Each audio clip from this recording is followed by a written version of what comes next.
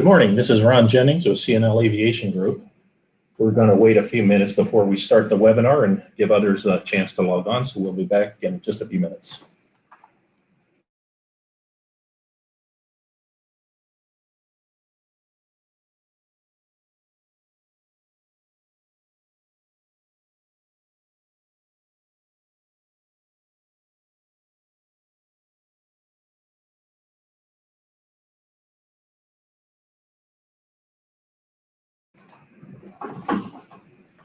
Good morning. This is Ron Jennings with CNL Aviation Group. We're going to wait just a few minutes and give others a chance to log on before we begin the webinar. We will be back in just a few minutes.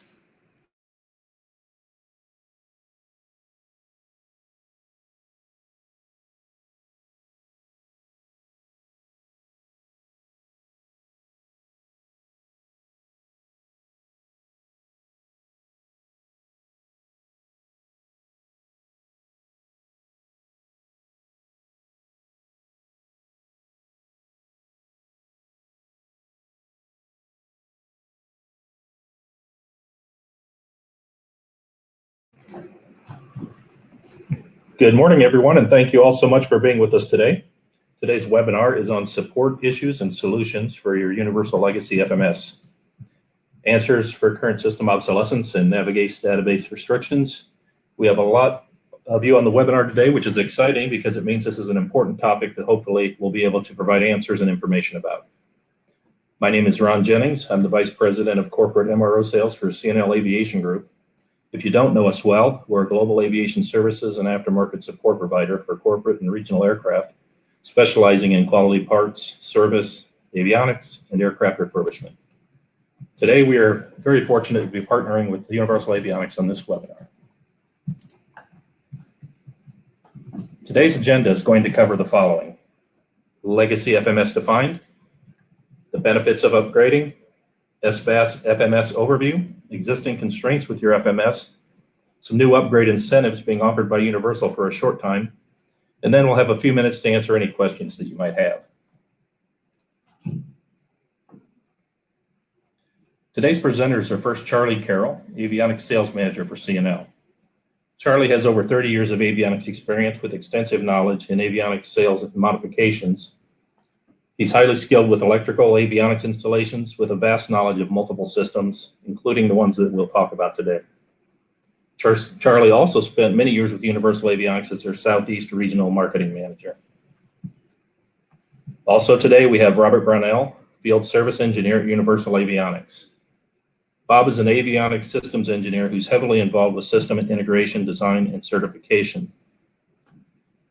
And now just a few quick housekeeping items. If you have questions, feel free to type them into the chat box, either for everyone to see or privately. We have a few folks on the back end who are ready to answer your questions in real time, and we should also have time at the end for a few questions. And with that, I'm going to turn this over to Charlie Carroll.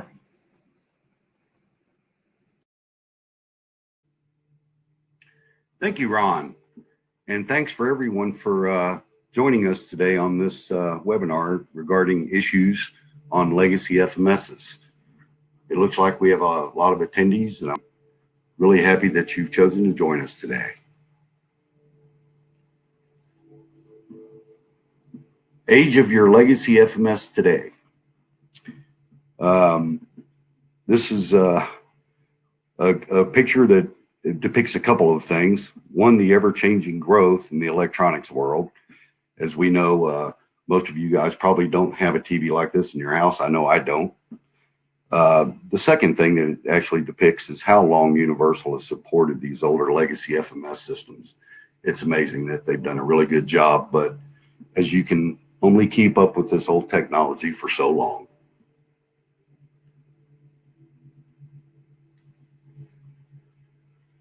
What is considered legacy FMS? So as these pictures show on the right side of the screen, these are your UNS-1Bs, B+, UNS-1C, CSP, C+, E, EPs, Ds, Ks, FLs, the M and MSP, and the 1 Junior and the 1A. These were really old systems. With that, Bob, I'm going to turn that over to you for identification of these. I'll let you talk about it. Yes, thanks, Charlie. Okay, so what we're talking about here is ways to identify your FMS model. There's several ways to do that. One, you can look at your flight manual supplement, and you may just want to make a copy of that because we may need to look at that to see if you're vertically coupled or not. You can also refer to the operator's manual, and you could also look at the product nameplate.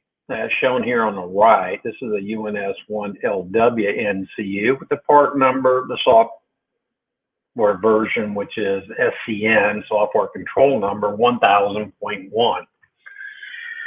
You can also look at your, if you know what your database subscription is, that also kind of points us in the right direction. But if you have the aircraft powered up, it's pretty easy.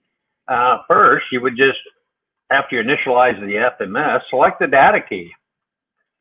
And after selecting the data key, select the line select key maintenance, which is right 5. And from there, right or left 5 software versions is select that. So then you have your software version or the SCN number. This one here is depicting 1001.0. So we'll just take a quick look at these again.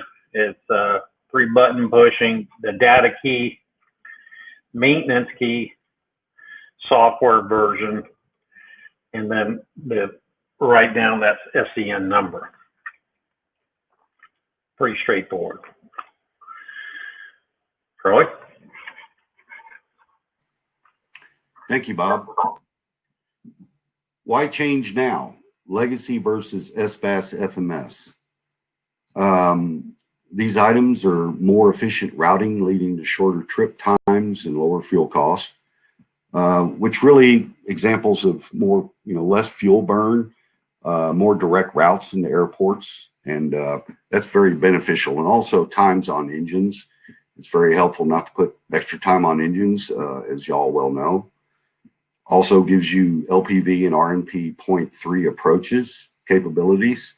And also, this is good growth for CPDLC, controller pilot data link communications, which we are all coming to, as well as DCL, which is clearance delivery, datacom, FANS 1A with ATN Europe, when paired with Universal Avionics Unilink, UL 801. Also, you get a new 2-year warranty, which is good stuff. You have large memory for ever-increasing database growth. Many aircraft won't have the space for the world database coming soon. We'll talk about that later in the slides. No obsolescence of part issues. And Universal offers incentive training for 2 pilots. So if you get this installation done from a new installation, taking out like Cs and putting in EWs or LWs, you get up to 2 pilots of free training, which is really good formal classroom training. I've been through it before many times, and it's really beneficial.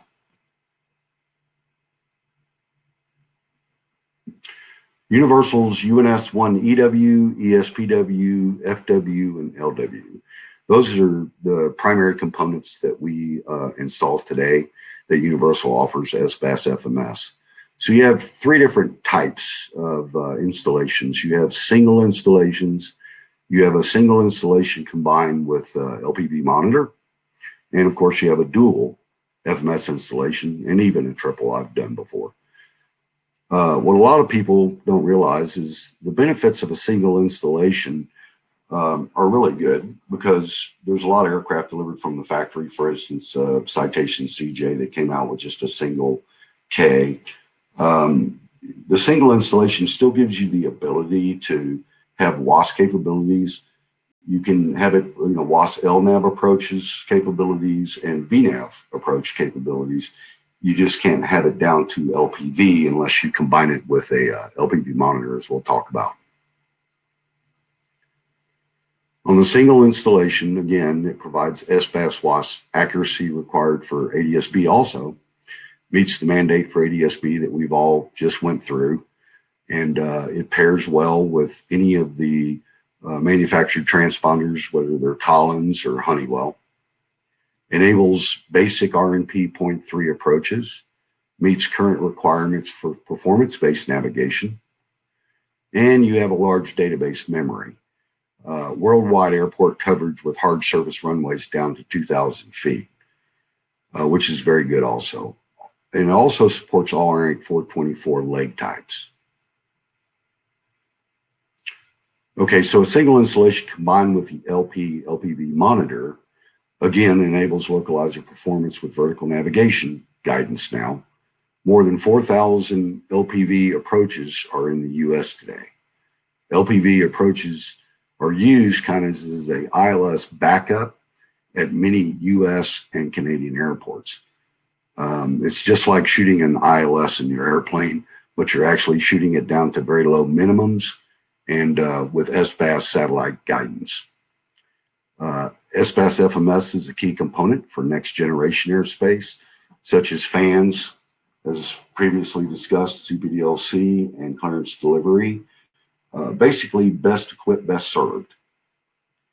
Perfect option for those aircraft with limited panel space as well, or single pilot operations.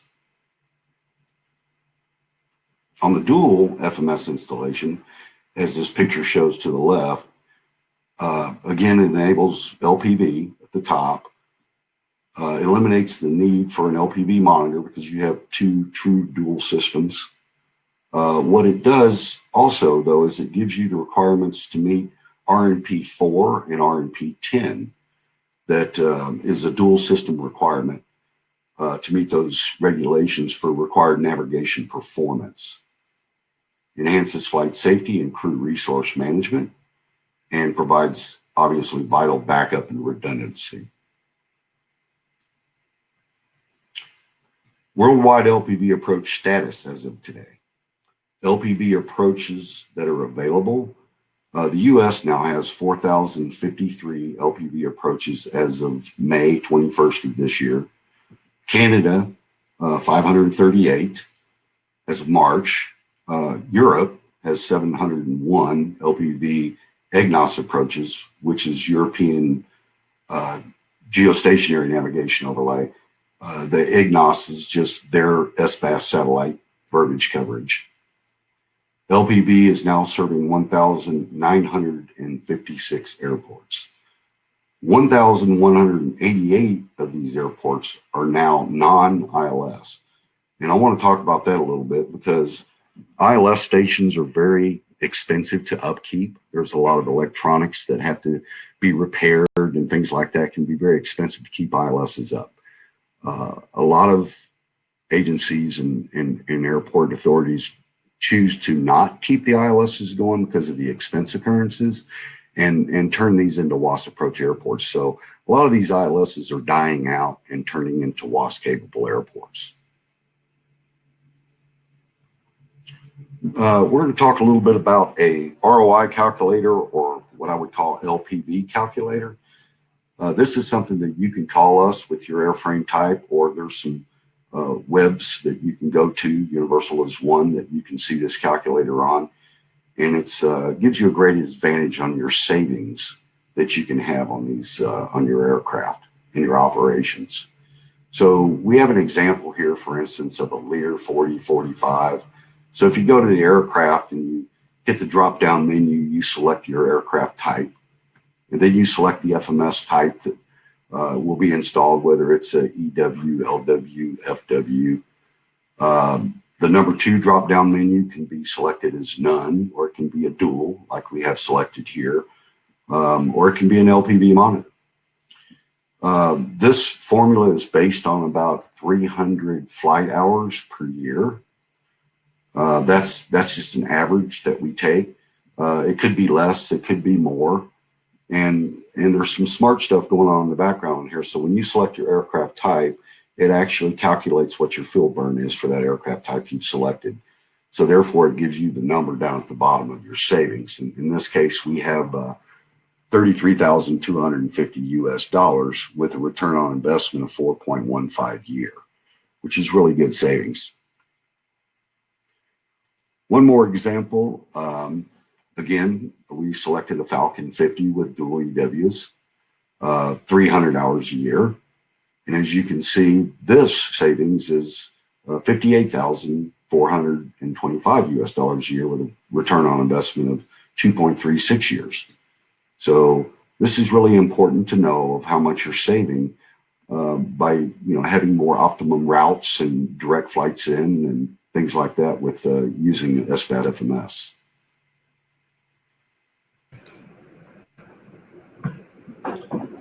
And now we're going to do our first poll question. It's a chance for you to interact a little bit. Does your home airport have WAAS LPV capable approaches? Your options are yes, no, or not sure.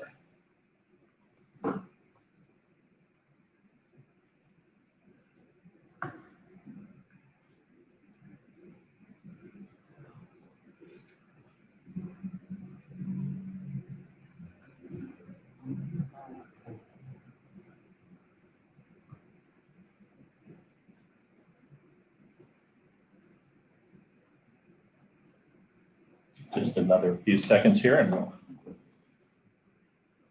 show the results.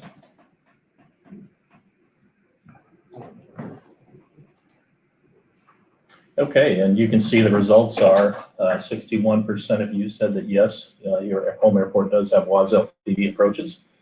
23% said no, and 15% not sure. Charlie? Yeah, that's good to know. As you can see, the LPV WAAS is increasing, so that's goes right along the lines of what we thought it would be. Another thing I'm excited to talk about is looking for upgrade funding, finance options available. CNL is here to assist you with these finance options, and what we can do is we can, by looking at those previous slides with these LPV or ROI calculators, we can work with you on these monthly payments on these upgrade savings to see if we can make this transition affordable to you and help you out with this. I'm very excited that we are offering this, and we've done this in the past with operators, and it works really well. And it's more of an encouragement to have you guys get this done. Bob, with that, I'm going to turn FlightReview over to you. Yes, thanks, Charlie. Yeah, as you can see, we have FlightReview program. It's a flight data reduction and playback software. In your FMS, there's a configuration setting that is called IFDR, Internal Flight Data Recording. And if you enable that on installation, which I advise everybody to do unless you're some military entity, we can go ahead and look at every time you push a button on that FMS for the last 20 hours. I can see what you're doing. I can look at configuration pages. I can do all the things that you have done. I can go and review that. This is great for demonstrations and training and flight operations and analysis of the test results. I can actually go in there and see flight crew who went in, got a message right there at the final approach fix. Things got happening pretty quickly. They didn't write it down, and can't remember exactly what that message was. Well, I can go back there and take a look at that. If you were flight crews were to go ahead and hold the data key for about 2 seconds, that puts what they call an event marker in there, and I can go to that event marker and search it, play back, review it, and see exactly what that message is, and give you some positive feedback. From another standpoint that I really enjoy as a field service engineer is I can also extract the FMS configuration file. I can put that in a spreadsheet, and I can talk with the technician there at the facility and help him get the configuration correct. This has saved numerous hours of back and forth and reviewing wiring diagrams and stuff. I can just go ahead and look at it. I can mark it up on a spreadsheet, go change this, change that, and get that aircraft out of that hangar and get it back into service. So that's one of the things that just really advantageous to us guys in field service engineering. So we have some constraints on the Legacy FMS, and let's just go into it. FMS memory and capacity and database limitations. You know, just like any of your other components out there, you're going to have memory capabilities. We also have some applicable service bulletins to kind of help around that, and also repair and supportability is coming to an end. So FMS memory capacity, just like I was saying, your home computer, your mobile phone, FMS memory capacity has limits. And these limitations reduce the amount of nav data that can be stored in your FMS. We just came out with this news flash. It's a navigation information letter announcing the worldwide database limitations has been reached for legacy FMS. So what are we talking about? Okay, well, the 802, 803 database systems, the 2,000-foot runway databases can no longer contain the world. So December 3rd of this year, we're going to offer two different database solutions. One is the world without Pacific, South America, and South America, I'm sorry. The world without Eastern Europe and the Middle East. So you have one of those two choices, and there is also going to be a price increase. Now, the older legacy FMSs, which is a 600 series, 700 series databases, this is already a regional database. This has already been broken down into parts. And you can see on a 2,000-foot database subscription or regionals, you get one approach. And a 4,000-foot runway database, you get two approaches. And then with the 5,000-foot runway, it's one approach with some additional regional coverage. So you can see that we have to repackage this databases just to get you guys the most we possibly can. And now it's getting to a point that we're past that capacity. So with the new SBAS FMS, we have multiple approach indicators, multiple approach procedures of the same type to the same runway. These are usually identified with XYZ, 1, 2, 3, or ABC. The primary procedure is designed by Jepson, and you can see with those approach plates there to the right that El Salvador, VOR, DME, Z runway 15, and VOR, DME, Y runway 15. Looks like the first one is DME ARC, and the other one looks like if you're coming in from looks like the south, you can go outbound and do a procedure turn, come back inbound. All of these are one of the advantages of the SBAS FMSs. So let's take a look at a couple of these. Multiple approach indicators. This is in the Teterboro. Legacy FMS is the 600 series, has 4 approaches. 4 approaches. The new SBAS FMS has 14 approaches. For guys that fly a high density corridor up in that northeast corridor, if your luck's anything like mine, if I have 4 approaches, they're going to ask me for one of those other 10. So that's just one of the indications that, yeah, you can do this with the new SBAS FMSs.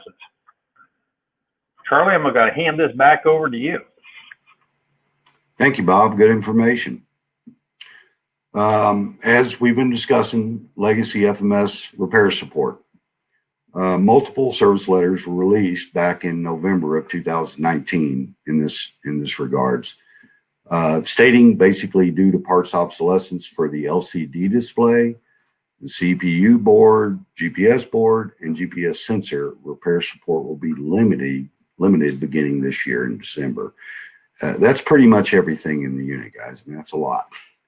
However, Universal, as always, as we can see from my first slide, will continue to support the repairs not related to these CCAs, and will continue to support the repairs related to these if they have stock available. Keyword. So they're giving everybody a heads up that this is coming and it's time to react. And I highly, highly encourage that. It's applicable to all the legacy FMSs, UNSKs, K+, C, CSP plus, and so forth. Last bullet, not a death warning, but can be critical in decision making. So, you know, depending on your operation, when we say not a death warning, if you're flying a 135 or a charter trip or even an owner trip 91, it's probably not a good time for your FMS display to go out or fail. And, you know, that causes problems where now you've got a failed FMS, you got to land, you've got to get this thing repaired, and you can't get it repaired because it's the LCD. And now, you know, you have to coordinate with a shop quickly to try to get this in there and see if we can get this upgraded to a WAAS FMS. So again, we're trying to give pre-warning here, not a death warning, but not good for that to happen as well. Limitations, repair capabilities. These are the service information letters that Universal had put out in November. And it shows you that the C plus is basically the obsolescence of the LCD displays, as well as the CSP and the SP plus. And all of these is, you know, back to the CCUs and the GPS boards and things like that. So they're all affected on these legacy FMSs, as you can see.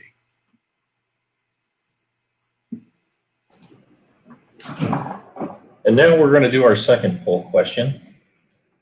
Which of the following has the greatest impact to your operation today? Inability to fly LPV and RNP approaches and to use data communications for CPDLC, DCL, etc. Frequency and cost of repair. FMS memory and database limitations. Parts obsolescence. Inability to meet current and future mandates. And we will give you a few seconds to log your answers.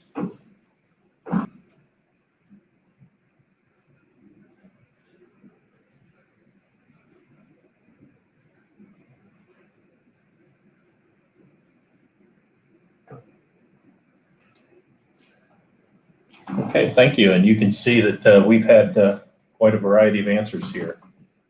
Inability to fly LPV and RNP approaches and to use data communications for CPDLC and DCL, 40% response. Frequency and cost of repair at 20%. FMS memory and database limitations at 20%. Inability to meet current and future mandates, 20%, and nobody logged for parts obsolescence. Thank you for your participation. Charlie? Thank you, Ron. That's a good poll. Inability to fly LPV and RNP approaches, with data communications and the growth for CPDLC, departure clearance, datacom. Those are really, really good reasons to do this, because that's where aviation navigation is going, and everybody knows that. So that was a good poll. Just to recap, top 4 reasons to act now. Talk about this a little bit. Number 1, you have increased flight efficiency and reduce operation costs with best routes and favorable approaches, as Bob discussed and so forth. Second is to leverage the latest airspace features, such as RNAV and routes, as well as protecting the resale value of your aircraft, which is very important as well. 3, I can't say it enough. Universal is offering really, really good incentive pricing right now, which we'll talk about again in the slide. It's phenomenal, and that would be a very good reason to act now. And number 4 is keeping all available navigation databases in your FMS at current database subscription price. As Bob mentioned, database subscription pricing will be increasing because we're having to split this up, and it's just going to cost more with these Jeffersons. How can we help?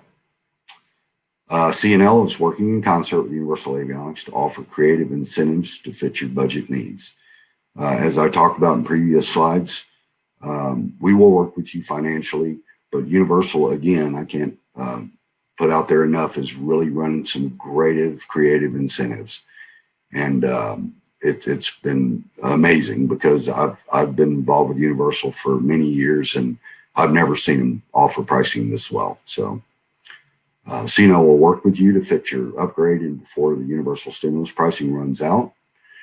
That stimulus pricing from Universal offering actually orders placed by August 31st, which is coming up, and shipments by December the 15th.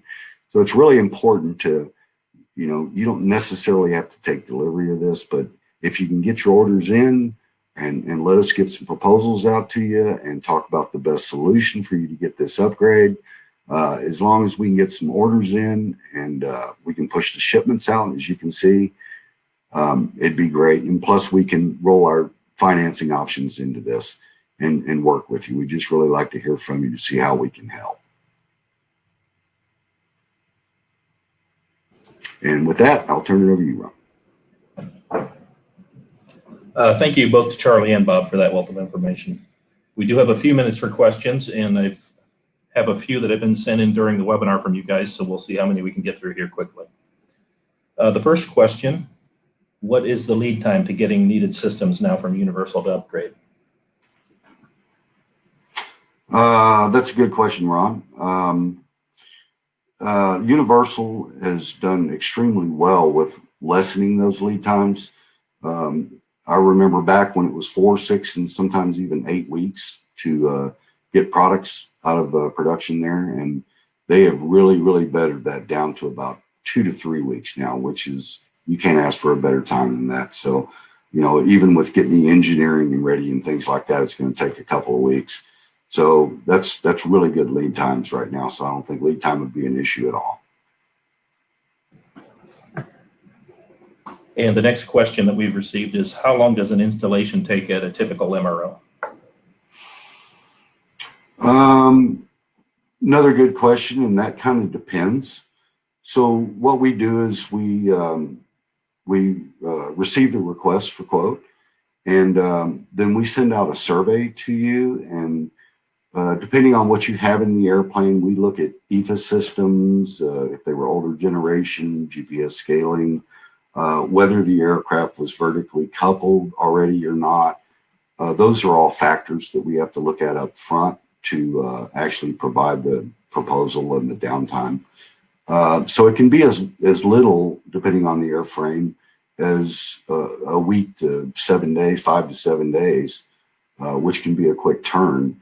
But in some cases, if we need to do a lot of vertical coupling and require a little bit more engineering to get you all the way to LPV capability, for instance, it may be 2 to 3 weeks is about a good estimate.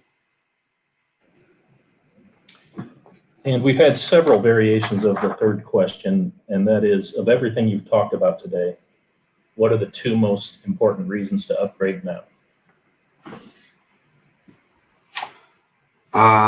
Another good question. I think that there's more than a couple, but I think the best ones, I'll have to resort back to, again, the ever-changing world of navigation, the datacom that's coming down the line, the clearance delivery stuff, the fans, the domestic CPDLC capabilities for, it's pretty much like best equipped, best served.